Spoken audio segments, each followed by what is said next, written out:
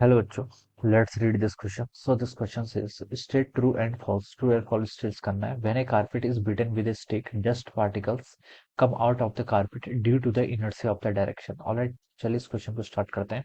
तो इस क्वेश्चन में बोला कि देखिए जब हम कारपेट को क्या करते हैं, स्टिक से बीट करते हैं तो डस्ट पार्टिकल आपके कारपेट से आ जाते हैं due to the inertia of the direction. Alright, तो देखिए बच्चों इस क्वेश्चन का की कॉन्सेप्ट आप क्या लिख सकते हैं. The key concept of this question is inertia लिख सकते हैं. क्या लिख सकते हैं?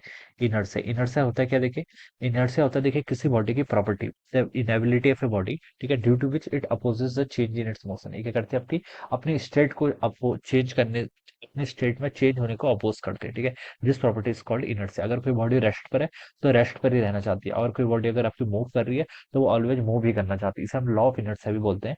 और this is from the Newton first law of motion. Newton first law of motion का आपका यही स्टेटमेंट है. ठीक है, तो देखिए बच्चों जब हम क्या करते हैं, कारपेट को बीट करते हैं किसके साथ, स्टिक के साथ, तो जो आपके डस्ट पार्टिकल आ जाते हैं वो बाहर आते हैं due to the inertia of the direction. तो ये स्टेटमेंट क्या है, बिल्कुल ट्रू है. This statement is true. ठीक है, अब देखिए बच्चों डस्ट पार्टिकल, देखिए इनिशियली क्या होता है, डस्ट पार्टिकल और कारपेट दोनों ही क्या होते हैं, आपके रेस्ट पर होते हैं.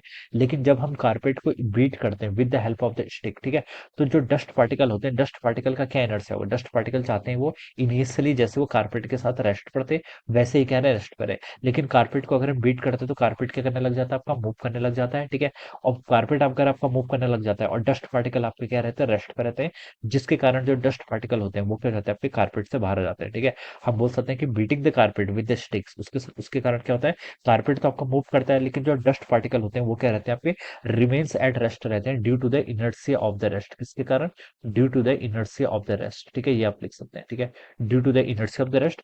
और जो डस्ट पार्टिकल हो जाते हैं वो क्या हो जाते हैं, आपके डी अटैच हो जाते हैं. किससे, आपके डस्ट पार्टिकल आपके डी अटैच हो जाएंगे, किससे, कारपेट से. So this is the inertia. तो यहाँ पर कौन सा प्रिंसिपल वर्क करता है, आपका इनर्शिया का प्रिंसिपल वर्क करता है. Alright, so this statement is true. ठीक है, यहाँ पर हमसे पूछा था कि इस स्टेटमेंट ट्रू है और फॉल्स है, तो हम बता सकते हैं this statement is true. Okay, so this would be the answer of this question.